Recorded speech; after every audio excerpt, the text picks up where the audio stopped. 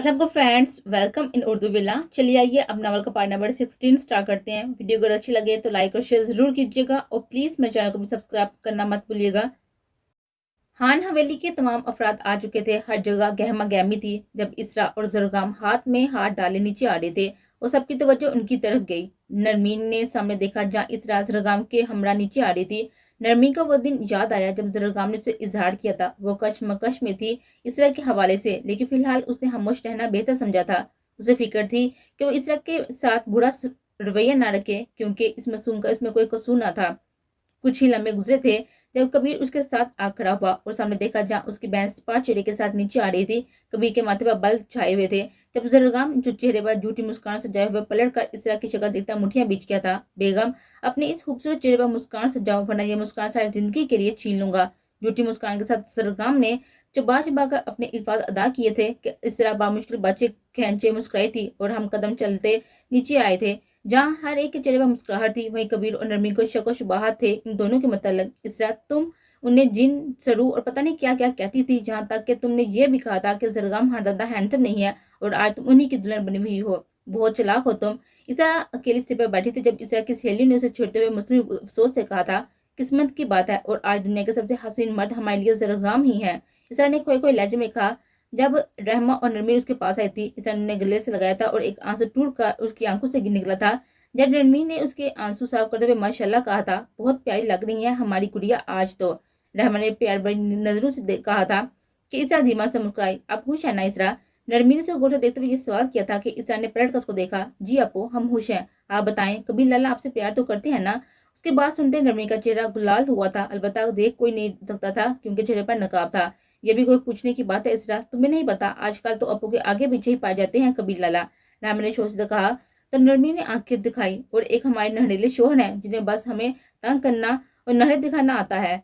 रहमान ने दूर से फरदान को देखा जो उसी को देख रहा था। रहमान ने फौरन से मुंह बनाते नजरें फेरी थी। सब फरदान के सीने में आग लगी थी क्योंकि उससे ये इग्नोरेंस बर्दाश्त नहीं हो रही थी, वो भी रहमा की तरफ से।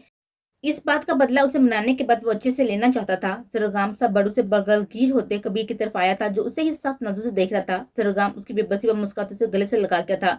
कबीर सबको देखते उसे मिला और पीछे हुआ था। कैसे हैं साले साहब? जरगाम ने दिल जलाती मुस्कुराहट के साथ कहा था। बिल्कुल ठीक, अपनी महबूब बीवी के साथ बहुत खुश हूँ। कबीर ने मुस्कुराते लम्हों में जरगाम की मुस्कुराहट छीनी थी। और तुम भी अपनी बीवी के साथ खुश रहो, क्योंकि मेरी बहन को खुश रखना तुम्हारा फर्ज है, वरना मुझे तो तुम जानते ही हो, जिस दिन मुझे अपनी बहन की आंख में आंसू नजर आया इस दिन मैं तुम्हें बख्शूंगा नहीं, माइंड इट।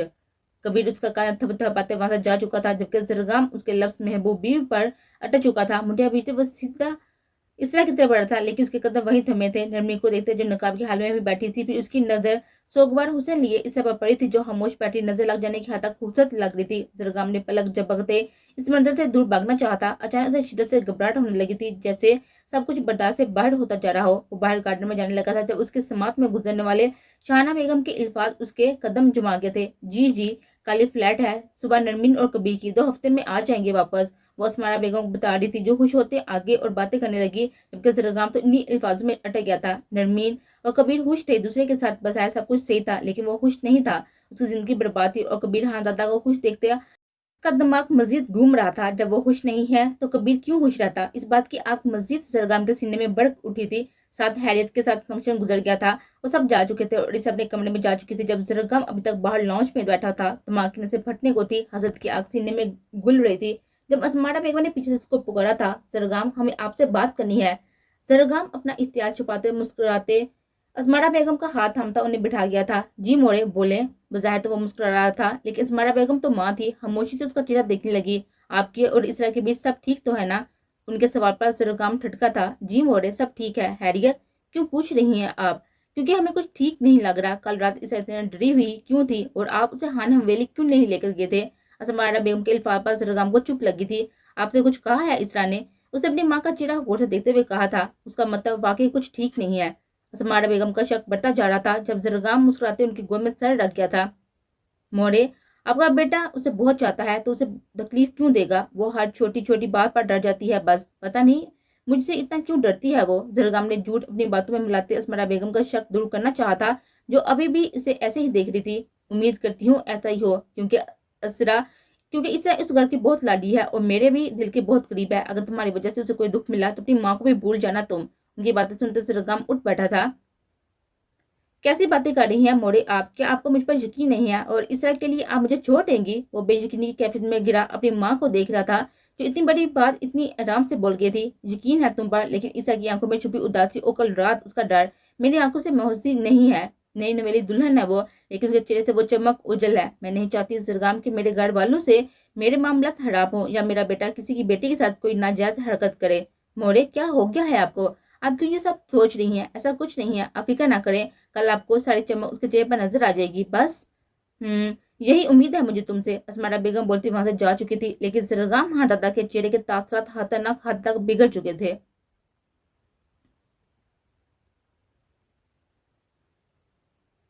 इसरा फ्रेश होते विंडो से बाहर से आसमान को देखती थी, जहाँ रोशन चांद जगमगा रहा था, अकेले, उदास, खामोश। उसे वो बिल्कुल अपनी तरह लगा था जब पीछे दरवाजा खुलने और बंद होने की आवाज आई थी, लेकिन उसकी पोजीशन में फर्क न आया था। कई लम्हे गुजर गए, लेकिन इसरा को कोई चहल पहल की आवाज न आई। जब उसने पलट कर देखा तो जरगाम सिंगल सोफे पर खामोश चेहरा पीछे टकाए बैठा हुआ था। इसरा को कुछ ठीक न लगा था, तो वह अंधेरे कमरे को रोशनी से नहा गई। जब जरगाम की ठंडी ठाड़ आवाज आई, बंद करो इसे। उसकी बात सुनते इसरा ने ना समझी को देखा था। जब जरगाम ने अपना जुमला मजीद सख्ती से दोहराया, मैंने कहा बंद करो उसे। उसके गुस्से में डूबी आवाज सुनते इसरा ने लम्हे में लाइट्स बुझा दी थी और फिर कई लम्हे वो वहीं खड़ी जरगाम को देखती रही, लेकिन जरगाम की पोजीशन में फर्क न पड़ते देखकर 2 कदम बढ़ाती उसके करीब आई। आप ठीक हैं? जरगाम के कोई जवाब न देने पर इसरा ने फिर 2 कदम मजीद बढ़ाए और इसके बिल्कुल सामने जा खड़ी हुई। जब जरगाम ने उसका हाथ पकड़कर खींचा था और उसे अपने हसार में कैद करते हुए उसकी गर्दन में चेहरा छुपा गया था। इसरा उसकी अचानक की जाने वाली हरकत उसके साथ हसार में सांस रोक गई थी। उसके पास से एक अजीब सी स्मेल आने लगी थी। क्या वो नशे में था? ये बात जहन में आते वो हक्का बक्का होते दूर होने लगी, लेकिन ठहरी तब जब उसने अपनी गर्दन में नमी का एहसास हुआ। उसे अंदाजा हुआ जरगाम खानदादा रो रहा है। हाँ, उसके आंसू थे। ईसा ने खुद को छुड़ाना चाहा, लेकिन जरगाम ने उसे ऐसे करने ना दिया। वो साकत होती उसके बालों में हाथ देती सहलाने लगी थी कि जरगाम ने मजीद शिद्दत से उसे खुद में बीचा था। आप ठीक हैं? ईसा ने नरमी से अपना सवाल दोहराया तो जरगाम अंधेरे में ही अपने आंसू छुपाता उसे दूर हुआ। अलबत्ता अपने हसार से आजाद उसे अभी भी नहीं किया। मैं क्यों हमेशा मेरे साथ ही ऐसा क्यों क्यों होता है? मैंने जिस चीज को चाहा कभी ने मुझसे वो सब छीन लिया। उसके कांधे पर अपने गाल टकाए वो आज बहुत बिखरा हुआ मालूम हो रहा था, जबकि उसके बरक्स इसरात जो उसके बालों में हाथ चला रही थी, अपने लाला का नाम सुनते वो थमी थी। हमेशा उसकी वजह से मुझे क्यों पीछे रखा गया है? हर चीज में कभी मुझसे क्यों बर्तरी ले जाता है? सब ठीक था, सब कुछ वो सब ले लेता, लेकिन मुझसे मेरी मोहब्बत ना लेता। उसके लफ्ज़ मोहब्बत और अपने लाला के बाबा सुनकर ईसा की धड़कनें थमी थी। उसे कुछ गलत होने का एहसास शिद्दत से हुआ था। नरमी को मुझसे क्यों छीना? उसने 4 साल से मैंने आंखें बंद करके उसे चाहा था, फिर क्यों कभी ने जानते बूझते जरगाम से नरमी को छीन लिया? जरगाम का जुमला मुकम्मल होते सुन इसरा को लगा था कि किसी ने उसके पैरों से जमीन खींच ली हो। उसका सांस सीने में अटका था। तो क्या वो किसी जिससे मोहब्बत करता था वह नरमीन खानदादा थी? उसकी अपो उसका दिमाग सुन था जैसे वो सख्ती मांगी हो, जैसे उसका दिमाग उस बात को मानने से इनकारी हो। हर चीज जो मुझे चाहिए होती है वो कभी को मिल जाती है। हम हमेशा से ऐसा ही होता आया है। क्यों? क्या मैं किसी चीज के लायक नहीं हूँ? क्या हो जाता अगर वो कभी को ना मिलती? क्या हो जाता वो मुझे मिल जाती? क्या हो जाता? लेकिन नहीं, मुझे कभी कुछ नहीं मिला, कभी नहीं। जरगाम की बात सुनते एक झटके से उससे दूर हुई थी, जैसे देखकर जरगाम भी होश में आया था। ये क्या हुआ था? उसे इसरा के नर्म हंसा में आते उसने अपने गमों को आश्कार कर दिया था और अब इसरा को देख रहा था जिसने हाथ बढ़ाते पूरे कमरे में रोशनी कर दी थी। उसकी आंखों में आंसू बड़े थे। तेज तेज चलती सांसें जिनकी आवाज कमरे में गूंज रही थी। वो हैरान नजर से जरगाम को देख रही थी। आप नरमीन आपो? इसरा ने लड़खड़ाती आवाज के साथ अपना जुमला अधूरा छोड़ा था, जिसे यकीन करना चाहा हो नामुमकिन हो। जरगाम ने अस्पताल चुरा लिए उसे देखा था और अपनी नजरें फेरी थी, लेकिन अब तो पर्दा करती है। वो मदम आवाज में जैसे खुद से पूछ रही थी कि ये कैसे मुमकिन है, जबकि जरगाम उसकी बेयकीनी देखता एक कदम उसकी तरफ बढ़ा गया था।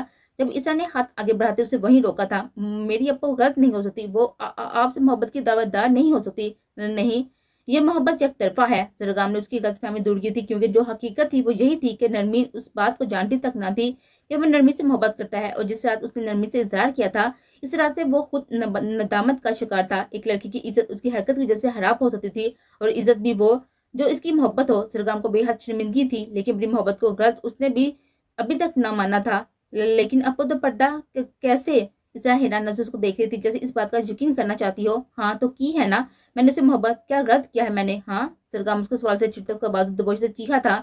दे चुका हूँ मैं उसे एक बार, और इस दिन के बाद उसका चेहरा मेरे यहाँ नक्शा है। जरगाम दिल के मुकाम पर उंगली रखता चीखा था, लेकिन तुम्हारा वो भाई जिसे शौक है मेरी हर खुशी छीनने का, वो आ गया और मुझे और मुझसे छीन कर ले गया उसे। इस तरह आंखें फाड़े उसको देख रही थी, उसके जहरीले अल्फाजों को सुन रही थी। जरगाम से दूर धकेला था, अपने बाल पकड़ते खींचे थे। सब सब ले गया वो मुझसे। वो ऐसा ही है, सबका फेवरेट, सबसे नंबर वन, हर किसी की पसंद, चाहे वो कुछ भी करे, अच्छा बुरा, लेकिन किसी की नजर में वो गलत नहीं होता। वो हड़बड़ाता हुआ ईसा को पल पल में हैरान कर रहा था। जब ईसा 2 कदम चलते उसके करीब आई थी। ये आपकी मोहब्बत है या लाले से जलन? आपकी मोहब्बत से ज्यादा आपके अल्फाजों में लाला के लिए जलन और हसद बोल रही है।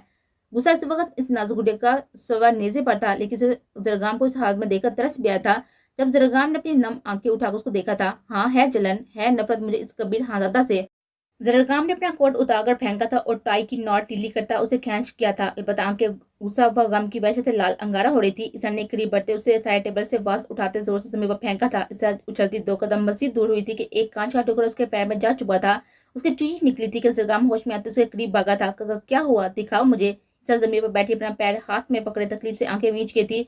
जब जरगाम उसके बराबर बैठते उसका पैर अपने हाथों में थाम गया था, अपने हाथ में इस मामूली कांच को खींचते उससे आगे चीज निकाल गया था। अलबत्ता खून ज्यादा ना निकला था। जब वो अपना हाथ रखता उसे दबा गया था और नजर उठाकर ईसा को देखा, जो हैरानी से कुछ देख रही थी। तुम्हारी गलती ये है कि तुम इस कबीर खानदादा की बहन हो। उसकी नम आंखों में देखता उसे जिता गया था। उसका पैर छोड़ते उसके बराबर में ही बैठ गया था, अपना सर उसके कंधे पर टका गया था। तुम्हें पता है, जब हम छोटे थे और जब भी कहीं जाते थे तो कबीर और मुझे हमेशा एक ही चीज पसंद आती थी, लेकिन हमेशा कबीर को दे दी जाती थी और मुझे टाल दिया जाता था। जब भी मैं किसी चीज पर हाथ रखता था तो कबीर से हासिल कर लेता था और हमेशा मुझे जताया करता था कि देख, तू कभी भी मैं नहीं बन सकता, तुझे कभी इतनी अहमियत नहीं मिल सकती जितनी मुझे मिलती है। वो हमेशा से मगरूर था अपनी चीजों पर और अपने आप पर गरूर करने वाला और मुझे जिताने वाला। कभी कभी तो मुझे लगता है वो जानबूझकर मेरी चीजों पर नजर रखता था ताकि वो उसे हासिल करके मुझे बता सके हर चीज उसकी है, हर चीज पर उसकी मालकियत है और मैं कुछ नहीं कर सकता। इसलिए नफरत है मुझे इस इंसान से। और तुम? वो एकदम इच्छा से दूर होता उसकी थोड़ी दबोच क्या था। तुम उसकी बहन हो, मुझे नफरत है तुम सब से। तुम सब की वजह से मैं ऐसा हूँ। तुम सब ने मिलकर मेरी जात को ऐसा बनाया है। ये सब अब तुम्हें भी बर्दाश्त करना है। मैं चाहता हूँ इससे जुड़ी हर चीज को इतनी अजियत दूं कि वो तड़प उठे और तुम उसकी जान बसी हो और तुम में उसकी जान बसी है। वो देखेगा तुम्हें तड़पता हुआ, तब उसे पता चलेगा जब किसी को उसकी मोहब्बत नहीं मिलती तो इंसान कैसे मरता है। मोहब्बत करती हो मुझसे, लेकिन मैं नहीं करता। मैं कभी नहीं कर सकता इस लड़की से मोहब्बत जिससे जुड़े शख्स से मुझे शदीद नफरत है। इसने रोते रोते नफी में साड़ी हिलाया था। आपको से मोहब्बत नहीं है, वो आपकी जिद है जो लाला छीन कर उन्हें नीचे दिखाना चाहते हैं आप। वो तो शुरू दिन से ही उन्हीं की थी, वो कभी आपकी थी ही नहीं जो लाला आपसे छीनते उन्हें। वो चीही थी कि जरगाम ने एकदम से दूर धकेला था और कब से हंसते पीछे बिस्तर से टेक लगाकर बैठा था। वो मुझे नहीं मिली और मैं तुम्हारे साथ रहना नहीं चाहता। हम कभी आपको नहीं छोड़े देंगे, हम आखिरी सांस तक आपके साथ रहेंगे, हम वादा करते हैं। वो जरगाम के हाथ पकड़ती आंसू बहाती बोली थी, ठीक है तो फिर ऐसा करो, सबको छोड़ दो, अपने घर वालों को, अपने भाई को, सबसे कतई ताल्लुक कर लो और मैं तुम्हारा। उसे मुस्कुराते कहा था कि इसने सदमे से की कैफियत में डूबे उसको देखा था। क्या हुआ, नहीं कर सकती ना? तुम कुछ भी नहीं कर सकती। तुमसे मुझसे मोहब्बत मोहब्बत के गाने गुनगुना सकती हो, तुम कुछ नहीं कर सकती। और वैसे भी बिस्तर से टेक लगाए हुए बैठा बोला था जब इसरा ने नबी में सराय लाया था, बेबस थी जहाँ। तुम्हें पता है इस सब में सबसे बड़ी गलती हमारे बड़ों की है, जो बचपन में अपनी औलादों को एक दूसरे के साथ बांध देते हैं बिना ये सोचे कि उन्होंने इंसान पैदा किए हैं, कोई जानवर नहीं। हम जिसे बिना पूछे किसी के भी साथ बांध दो और उससे पूरी जवानी गैरत और इज्जत के पर्चे सुनाते उसकी जात को मजबूर कर दो कि अब तुम्हें इसी के साथ करनी होगी, वरना तुम जैसे मर्द नहीं है। उसकी आवाज नम थी, आंखें नम थी, जैसे वो जिंदगी से बेजार हो। और मैं जरगाम हाँ दादा उन्हें ये बताऊंगा कि इन सब हरकतों का इस उम्र में आकर क्या नतीजा निकलता है, ताकि आगे जाकर ये नसीहत बने सबके लिए। वो अपने सीने पर हाथ रखता एक एक लफ्ज इसकी आंखों में आंखें गाड़े बोला था कि इससे ताकतवर जमात बैठी रह गई थी। उसकी आंख से आंसू बिना रुके गाल पर भिगो रहे थे। उसे जरगाम की तकलीफ देखकर खुद अपने दिल में चुभन महसूस हो रही थी। क्यों कोई इंसान मोहब्बत में किसी दूसरे के साथ नाइंसाफी कर देता है? क्यों हमारे बड़े ये नहीं सोचते कि बच्चों के जहन उनका दिल बहुत मासूम होता है, उनके अच्छा या बुरा बनाने में इन बड़ों का पूरा पूरा हाथ होता है। एक से बेताचा मोहब्बत में दूसरे को सादे कमतरी का शिकार ना बनाओ, लेकिन ऐसा हो जाता है बाज दफा हम ऐसा कर देते हैं और हमें एहसास तक नहीं होता कि हम किसी के हसासियत के साथ खेल रहे हैं। और जब वही बच्चे इस एहसास के महरूमी के साथ प्रवेश पाते हैं और मनफी जहनीत रखती हुए हैं तो हम सरासर उन्हें गलत ठहरा देते हैं।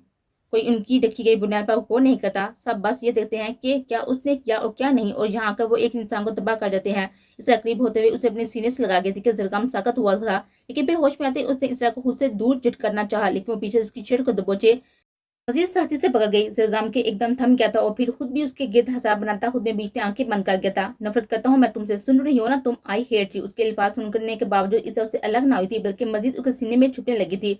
सरगम के दिल को एक अजीब सुकून सा मिलता था जब भी उसके सीने से लगती थी। वो सुकून थी उसका जैसे किसी ने उसके जलते सुलगते दिल पर ठंडी ओस गिरा दी हो। लेकिन कभी उस बात को मानने वाला नहीं था, क्योंकि सरगम हरदा और कबीर की बहन को अपना सुकून करा दे ये तो नामुमकिन था। फिलहाल इसे को वो मासूम बच्चा लगा था। आज पहली बार उसने सरगम की जात पर अगर गुस्सा आया था तो तरस भी बेताशा आया था। वो उस बिखरे हुए इंसान को समेटना चाहती थी, खुद में मशगूल करना चाहती थी, लेकिन वो अपने होल से बाहर निकलता ही कब था। और आज जो बातें उसने उस पर आश्कार हुई थी उसे आज सरगम की असल पहचान करवा गई थी। ईसा ने इसे गुस्सैली मर्द को आज पहली बार अपने सामने रोते हुए देखा था कि उसका दिल बढ़ाया था। उसे देखकर उसे दूर होते सरगम को देखने लगी, जो सर पीछे अपने बिस्तर पर गिराता सो चुका था। ईसा ने फिर उसको सीने पर सर रखते वैसे ही आंखें बंद कर ली थी।